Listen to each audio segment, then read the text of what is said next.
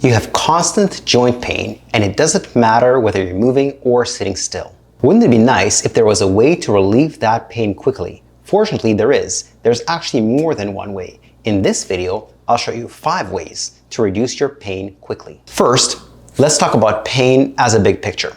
First of all, what is pain? Pain is an interpretation by the brain. Why does the brain interpret something to be painful? Because pain is an output, not an input. We used to think that our knee hurts and our brain feels it. That's not quite what's happening. There may be damage at the knee or the hip or some other joint. That information is sent up to the brain. In the brain, interpretation happens, and then it tells us we are in pain. So pain is an action signal. The action is do something or stop doing something. And so if conceptually pain is input, interpretation, output, we have to change the input as well as the interpretation. How do we do that? We have a few different ways in our arsenal that I talk about in my book, The Natural Approach to Osteoarthritis. The body has different receptors for different sensations. For instance, we have thermoreceptors for temperature. We have mechanoreceptors in our muscles and tendons for muscle tension and muscle length. We have photoreceptors in our eyes for light waves. So there are different receptors for different sensations in the body. Likewise, we have receptors called nociceptors. It used to be taught that nociceptors are pain receptors. Now we know better. They are not pain receptors, they are receptors for noxious stimuli. We have receptors for noxious stimuli. And so the signal from any of these receptors can get diluted. And if it's a pain signal that we're experiencing, we can dilute that signal by stimulating the other receptors. Isn't that cool? One way to dilute the signal is to stimulate the other receptors like the mechanoreceptors. Again, mechanoreceptors are receptors for muscle length and muscle tension. So if we stretch a muscle, we stimulate the mechanoreceptors, and that dilutes the signal of the nociceptors or the other receptors. So stretching works temporarily. And in the very short term, in a matter of 10 to 60 minutes, it relieves the pain of osteoarthritis. It's not long lasting, but it does happen fast. Another way to dilute the pain signal is with an exercise called traction. The word traction comes from another word called distraction. You are basically pulling apart 2 bones. If the arthritis is at the knee, you're pulling apart the shin bone away from the thigh bone.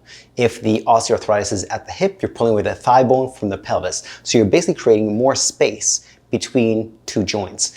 And so what that does is, again, dilutes the signal of the pain. You're creating some kind of sensation somewhere else, which makes the brain pay attention to that more than it pays attention to the pain. Now, traction has to be done the right way for long-term pain relief. And the way it's done in the scientific literature is 3 to 5 days per week. The duration of traction is 10 to 15 minutes, which could be either continuous or intermittent. In other words, you use traction for 20 seconds and then you relax for 10 seconds. And you repeat that for the duration of 10 to 15 minutes. Now, how much force do you pull with? 20% of your body weight. If you weigh 200 pounds, you pull with about 40 pounds of force. Now, you can either get a partner to do that for you who has a good estimate of what that is, or there are devices out there, which I list in the description below, that can traction different joints, your neck or your knee or your hip or other joints. Unlike stretching, which provides fairly fast relief, but very short-lived, traction takes longer to work. However, the pain relief is more long-lasting. It takes 1 to 3 weeks to work, and the pain relief stays for about 3 to 4 weeks. So the durability is greater. Another group of exercises that's very helpful for pain relief is called proprioception.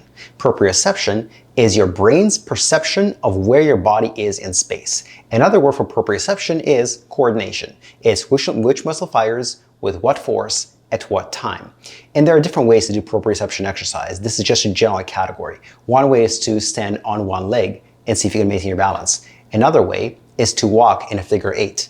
Another way is to walk in a straight line while a training partner doesn't make you fall over, but they try to disturb your balance. These are just 3 examples, and there are other examples of proprioceptive exercises. These are very, very powerful. They are not very demanding in terms of strength. Your muscles aren't going to burn. They're not very demanding in terms of endurance, but they are very effective at pain relief. Pain relief happens in a matter of 2 to 4 weeks, and the durability is actually quite long. It lasts for between 2 and 6 weeks after you stop doing it. So that's pretty cool. The duration of proprioception training should be somewhere between 20 to 40 minutes, 3 to 5 times per week. The next exercise that helps you with osteoarthritis pain relief is actually cardio.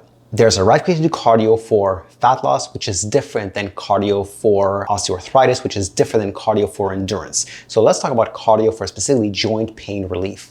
Which activity you do doesn't matter. Whether you're walking up an incline, you're cycling, you're rowing, you're swimming, none of that matters. What really matters are the other details. Things like frequency. There's a minimal frequency, which is twice per week, and an optimal frequency, which is 3 or 4 days per week. There's also an intensity component to it. High intensity is superior to low intensity. High intensity is 80% of your maximal heart rate or higher. Now, how do you know it's your maximal heart rate? You subtract your age from 220. So if you are, hypothetically speaking, 60 years old, your maximal heart rate would be 220 minus 60, which is 160. You take 80% of that. The duration of cardio, if you're doing interval training, and if it's high intensity, you are doing interval training, should be at intervals of about 1 or 2 minutes, followed by a pause or lighter intensity activity until your pulse comes down below 65% of your max. So that's how you do cardio for joint pain relief. How fast can you feel results? As fast as just a few days. And how long do they last? What's the durability? Cardio can relieve your pain for as much as 2 to 4 weeks. So definitely better than stretching and slightly worse than proprioception, but it works relatively quickly. And finally, the last exercise I'll discuss here for joint pain relief is probably, in my opinion, the king of them all, strength training.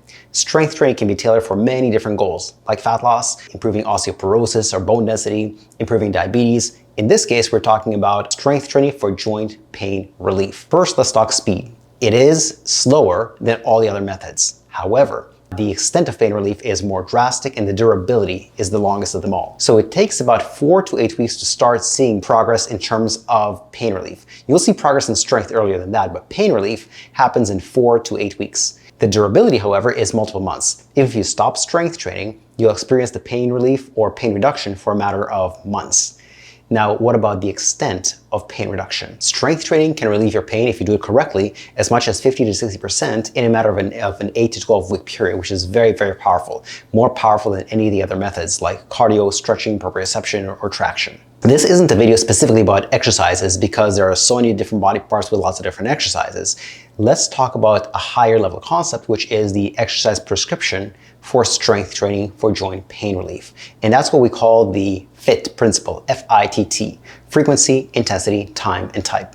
Let's talk about frequency first. How many days per week do you need to perform strength training to experience joint pain reductions? Well, you can do once per week and you'll experience improvements in strength. Here, improvements in strength don't correlate to decreases in pain. So 2 times per week is the minimum.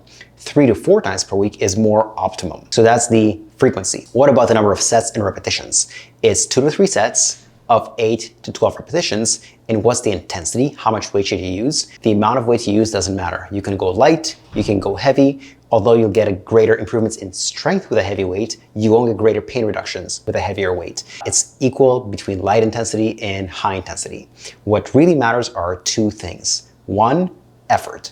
In other words, you're coming close to muscular failure. At the end of a set, you should feel like that was pretty difficult.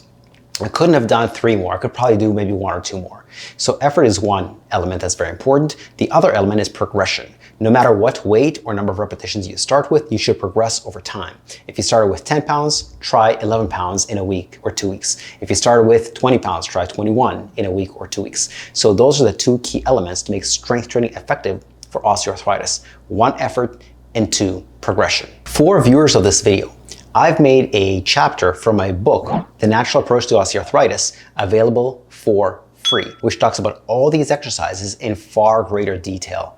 Check that out at the link in the description below. And if you want to watch a separate video about activities that reduce knee pain, check that out on your screen right now or in the description below.